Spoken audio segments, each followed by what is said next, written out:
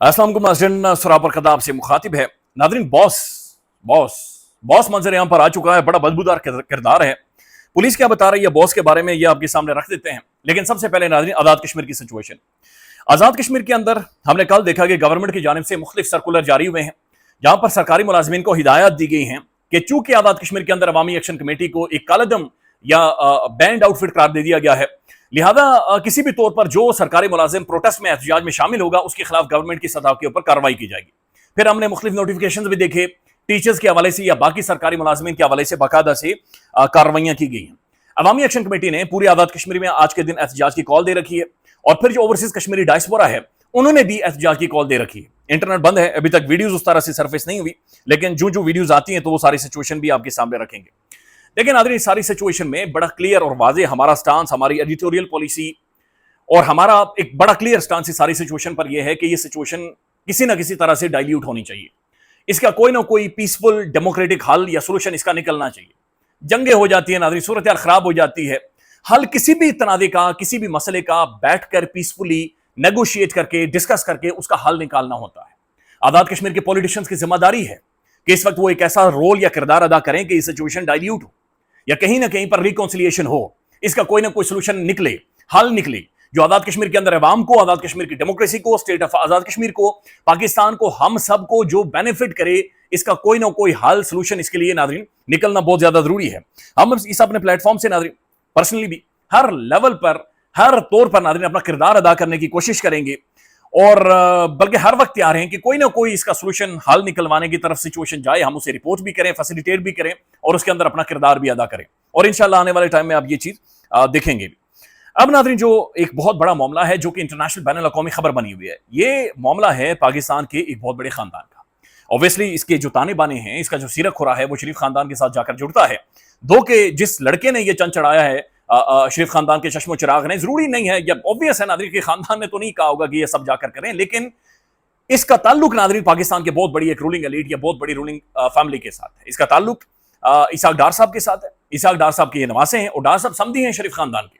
लिहाजा ये पाकिस्तान का एक बहुत ही हाई प्रोफाइल केस है, अहमद रजा डार का केस, जहां पर दो गैर मुल्की खवातीन उन्हें झांसा देकर पाकिस्तान में लाया गया और उनके साथ खौफनाक किस्म की बर्बरियत, यानी अल्फाज खत्म हो जाते हैं, अक्ल दंग रह जाती है, लिटरली अक्ल दंग रह जाती है। जो खवातीन रिपोर्ट कर रही हैं, जो मुख्तलिफ जर्नलिस्ट रिपोर्ट कर रहे हैं, जो अब पुलिस ने आकर सारी चीजें बताई हैं, ये बड़ी खौफनाक है और बहुत परेशान कुन है।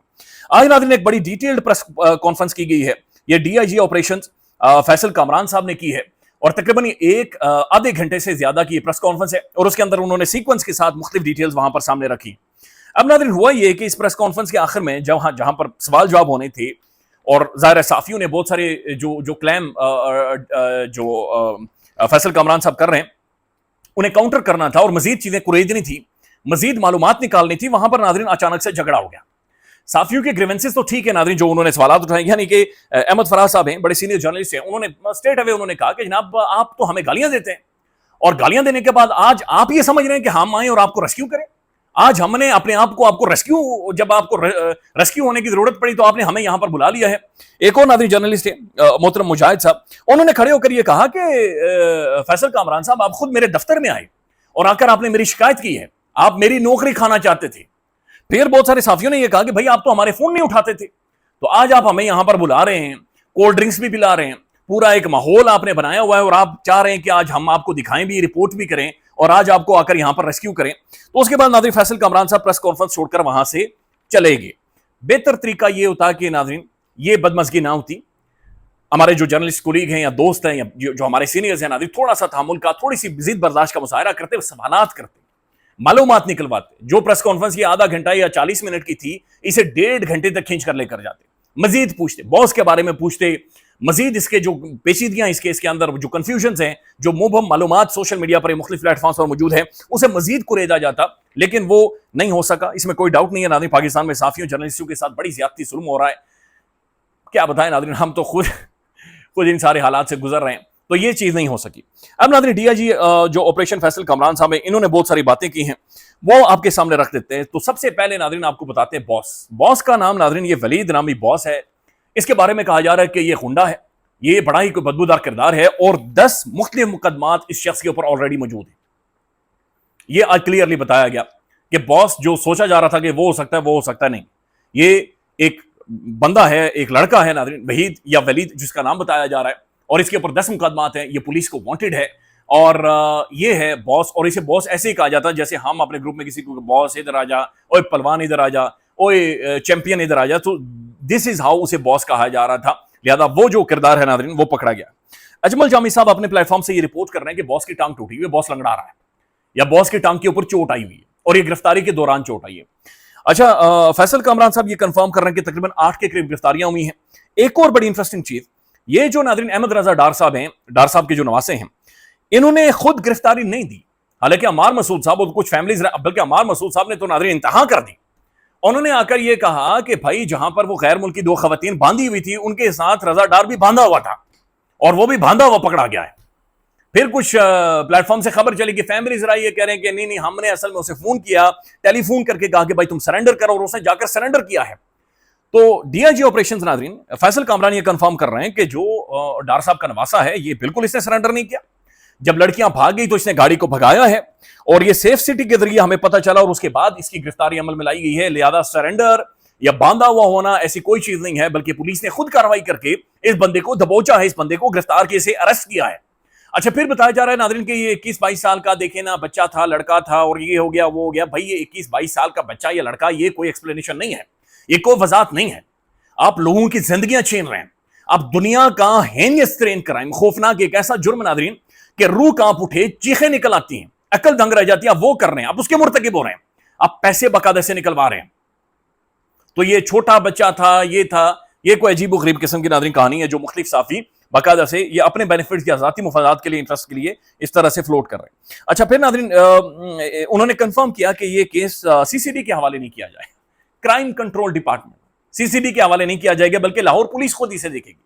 اس کے لیے انہوں نے بتایا کہ جناب قانون یہ کہتا ہے, قانون وہ کہتا ہے, چونکہ ایک الگ سے سیل بنا ہوا ہے, وہ سیل دیکھے گا, لہذا ہم دیکھیں گے. تو ناظرین جب غریب کا معاملہ آتا ہے, جب ایک عام بندے کا معاملہ آتا ہے, تو سی سی ڈی ناظرین ہزاروں لوگوں کو فرائی کر دیتی ہے, ان کی ٹانگیں توڑ دیتی ہے, انہیں گولیاں مار دیتی ہے, انہیں ٹرائل کا, کورٹ میں جانے کا. میں یہ نہیں کہہ رہا کہ وہ کوئی دودھ کے دھلے ہوئے لوگ ہیں, وہ بالکل دودھ کے دھلے ہوئے نہیں, بالکل دودھ کے دھلے ہوئے نہیں. لیکن ناظرین ایک اسٹیٹ ہے, ریاست ہے, اس کے اندر انسٹیٹیوشنز ہیں, ادارے ایگزسٹ کرتے ہیں.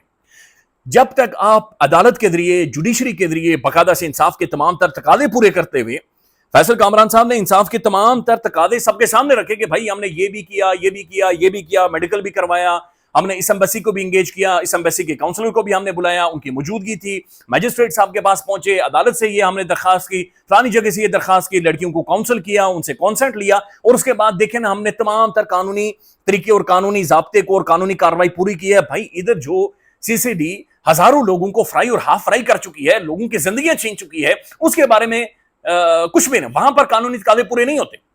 اور یہاں پر ناظرین ایک بڑا خاندان, ایک بڑا چشم و چراغ, اور اس کا جو ظاہر ہے ایک پوری سپورٹ ہے ناظرین, ان کے بارے میں کہا جا رہا ہے کہ جناب وہ سی سی ڈی کے حوالے نہیں ہوں گے, بلکہ پولیس کارروائی کرے گی. سی سی ڈی کو ہرگز ایسی کارروائی نہیں کرنی چاہیے, چاہے یہ معاملہ رضا ڈار کا ہو, چاہے یہ معاملہ میدے مصری کا ہو, چاہے یہ معاملہ سہراب برکت کا ہو, چاہے یہ معاملہ کسی بھی ناظرین بندے کا, پاکستان میں کسی بھی گھٹیا ترین مجرم کا بھی ہو. آپ نہیں شوٹ کر سکتے, آپ نہیں مار سکتے, آپ نہیں پولیس مقابلے کر سکتے, آپ نہیں نیفے کے اندر پسٹلز لا سکتے. ہماری جوڈیشری ہے, ہماری پولیس ہے, ہمارے انسٹیٹیوشنز ہیں, ہمارے ادارے ہیں, ہماری پروسیکیوشن ہے ناظرین. ہم ایک سٹیٹ ہیں, ہم ایک ریاست ہیں, اس کے اندر سب کے مختلف رولز ہیں, ہم نے وہ رول ہر صورت پلے کرنے ہیں, ہر صورت پلے کرنے ہیں. میں 2 دفعہ ناظرین اللیگلی ارسٹ ہوا, 2 دفعہ, ایک دفعہ 12 دن اور ایک دفعہ 100 دن.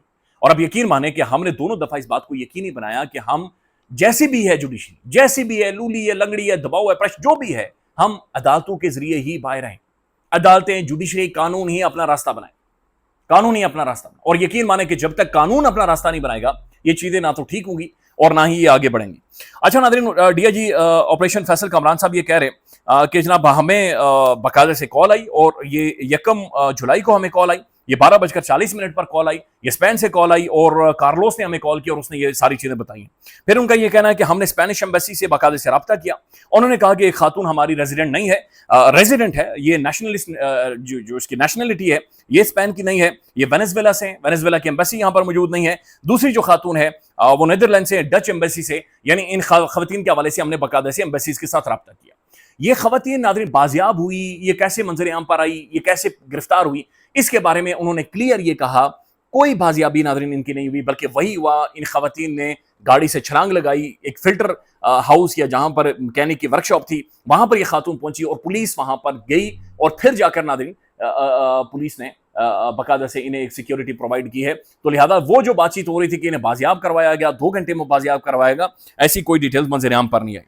پھر ناظرین انہوں نے یہ کہا کہ یہ جب خواتین پاکستان سے گئی ہیں، یہ دونوں خواتین، تو یہ بڑی مطمئن تھی، قانون کے ساتھ بہت زیادہ مطمئن تھی، اور تقریباً 3:30 بجے صبح کے انہوں نے کہا کہ پاکستانی جھنڈا دیں، ہم پاکستانی جھنڈا اپنے ساتھ لے کر جانا چاہتی ہیں. تو 3:30 بجے ہم نے باقاعدہ سے جھنڈے کا انتظام کیا تاکہ جھنڈا لے کر یہ خواتین پاکستان سے باہر جائیں، یعنی اپنے اپنے ملکوں میں جائیں، اور وہ خوش تھی، مطمئن تھی.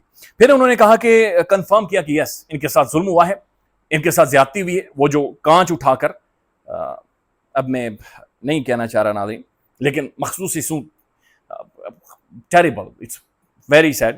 تو انہوں نے کہا کہ یس ان کے ساتھ بہت ظلم، بہت زیادتی اور ایک خوفناک قسم کا ٹروما لے کر وہ خواتین پاکستان سے گئی ہیں. ان کا یہ کہنا ہے کہ جب ان خواتین کے 164 کے بیانات لیے گئے تو اس وقت ڈچ ایمبیسی کے جو کاؤنسلر ہیں وہ ان کی پریزنس تھی، ان کی موجودگی تھی، یعنی کہ ایک ڈپلومیٹک پریزنس وہاں پر موجود تھی جب ان کے 164 کے سٹیٹمنٹ لیے گئے. پھر ہم نے ان کا میڈیکل بھی کروایا، اور میڈیکل کے لیے ہم نے ایمبیسی سے رابطہ کیا، تو انہوں نے کہا کہ ہم اپنے شہریوں کا کنسنٹ لیتے ہیں. پھر کچھ پولیس آفیشلز نے باقاعدہ سے انہیں سمجھایا، انہیں بتایا کہ بھائی قانونی طریقے سے چیزیں ہونا ضروری ہیں. لہذا اس کے بعد ان کا ہم نے میڈیکل بھی کیا ہے، اور ساتھ ساتھ انہوں نے یہ کنفرم کیا کہ بھائی ایک جو عام جس طرح سے ملزم یا مجرم ہوتے ہیں ہم انہیں ویسے ہی ٹریٹ کریں گے، کوئی اسپیشل پروٹوکول کچھ بھی نہیں ہوگا. مریم صاحبہ کے بارے میں انہوں نے کہا کہ جناب ایسے معاملات کو وہ حساسیت کے ساتھ دیکھتی ہیں. یس انہوں نے کال کی، ٹیلی فون کال کی، میرے ساتھ خود بات چیت کی، اور انہوں نے ہدایات بھی دی، اور انہوں نے کہا کہ میک شور کریں کہ یہ خواتین ہم انہیں بازیاب کر سکیں. تو لیٹس سی ناظرین اس میں مزید کیا ڈیولپمنٹ ہوتی ہے، مزید اس میں سے کیا چیزیں نکلتی ہیں، لیکن یہ معاملہ قانونی طریقے سے بتایا جا رہا ہے کہ قانون خود دیکھے گا. خیال رکھیے گا، اپڈیٹ کریں گے. اللہ حافظ.